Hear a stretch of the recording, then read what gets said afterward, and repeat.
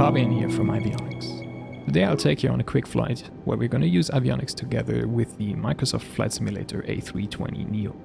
We are flying from Phoenix International up to Denver, and on the way I'll show you some of the core features in EYEVIONICS as well as the experimental flight planning tools. First things first, we have to connect EYEVIONICS and the sim, and to do that I'll simply start the EYEVIONICS app on a tablet, and then I go to the Microsoft Flight Sim toolbar and click the EYEVIONICS icon. Now as you can see, EYEVIONICS automatically connected the tablet and the sim. However, should the autoconnect ever not work for you, you can still enter the tablet IP manually. Now as a last step, I'm simply going to hide the EYEVIONICS overlay by minifying it.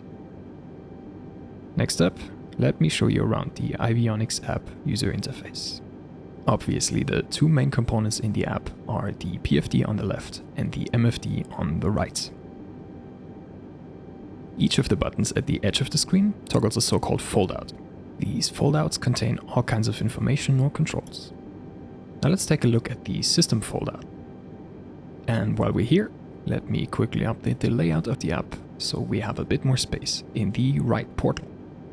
Now let's take a look at the flight plan foldout. Now this is what I mentioned before as experimental.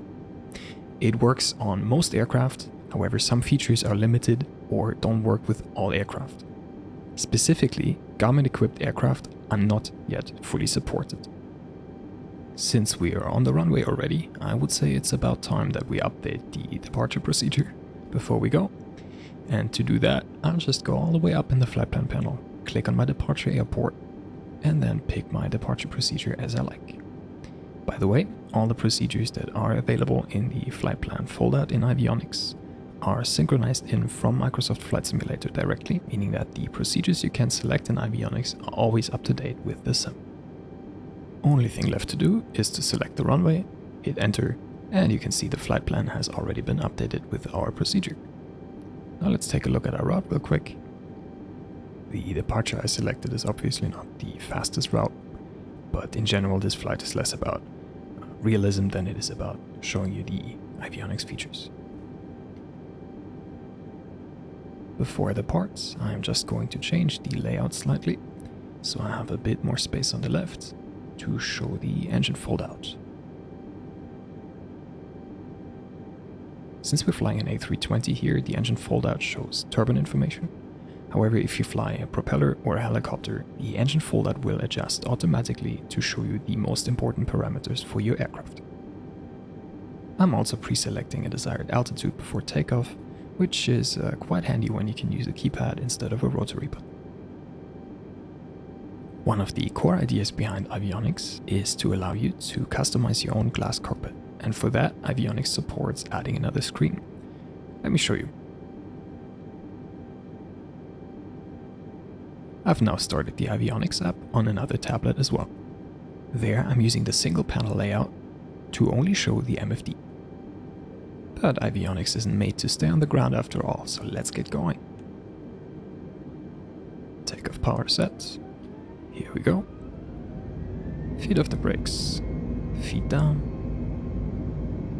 Airspeed alive.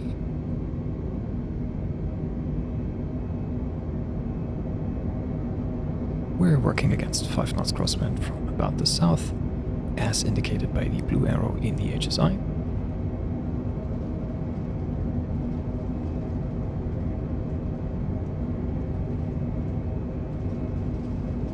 And here comes V1, rotates.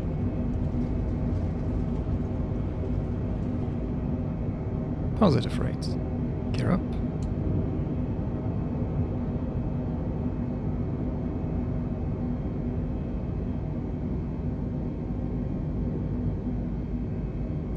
While we're climbing out, take a look at the indicator above the speed tape. Not just the 178, that is our bugged airspeed, but above that you see a circular indicator with a 2.5 at the top. The 2.5 are the degrees of flaps that we have selected. To the left of it is the slat indication, and to the right of it is the flap indication. Flaps up, and we can watch flaps and slats be retracted. In the center of this indicator you can see horizontal and vertical trim. To the left of it you see angle of attack, and to the bottom right of it you see the spoiler deployments.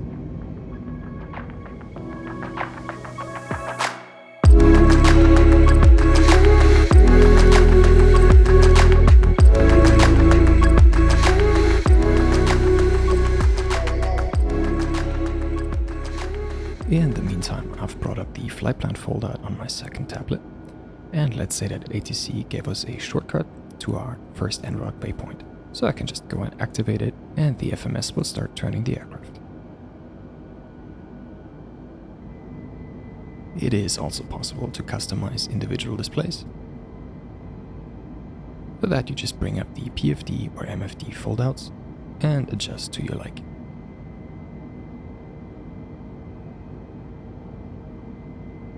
In the PFD foldout, there is a stall warning suppression button which automatically activates whenever you're flying any kind of helicopter.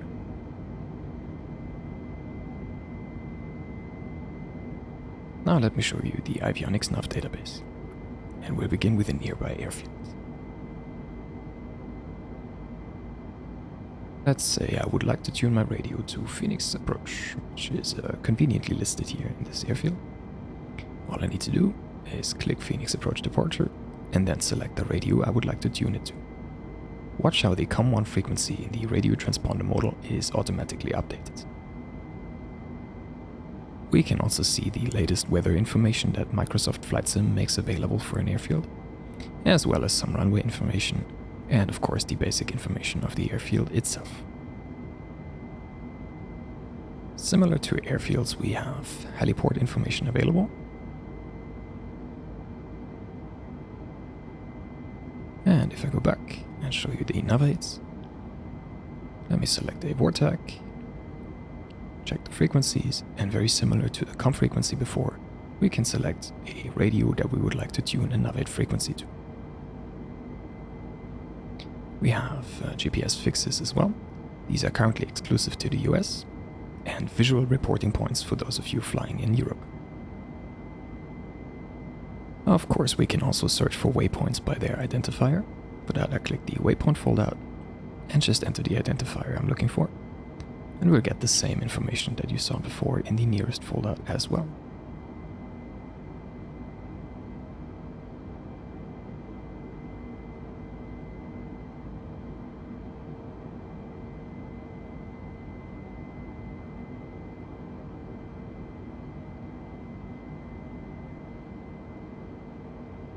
To make good use of the time and routes, let me change the layout of my main tablet to only show the MFD. Now I can go all the way up to my destination here. Give it a second to load the nav data. We hide the radio foldout as well. And here we can go and explore our destination airport in 3D. I'll cycle through the airport types that are visible so we can see everything. And let me just click next to the airfield and we'll see all the nearest nav data. A three-dimensional MFD really works wonders when it comes to situational awareness, specifically of course with terrain and airspace.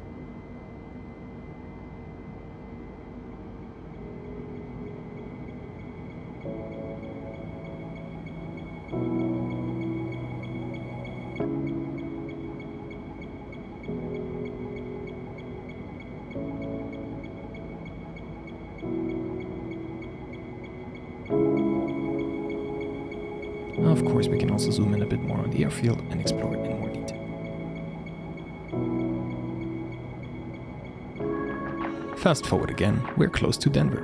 Before we start the approach, let's listen into the ATIS and update the altimeter. I'll just click here on the map, select Denver Airfield, go to the frequencies and set the arrival ATIS. 2.13. Altimeter tree 0.03. There it is.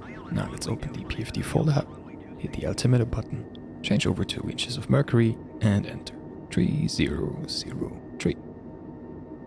Let's see the altimeter jump up.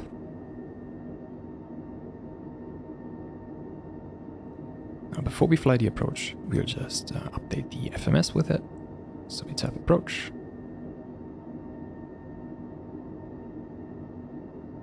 Select our procedure. hit enter. And there it is. Something useful about the EYEVIONICS flight plan foldout is that it shows you your ILS frequency, so you can just tap Tune ILS, tap Nav1 in this case,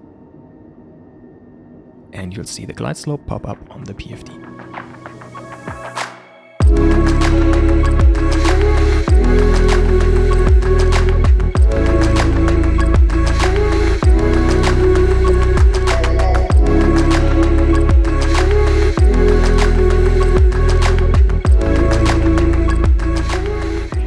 So there you go, some of the core features in EYEVIONICS plus the flight planning tools with the Microsoft Flight Sim A320neo. If you want to stay up to date, make sure to subscribe and go to EYEVIONICS.com.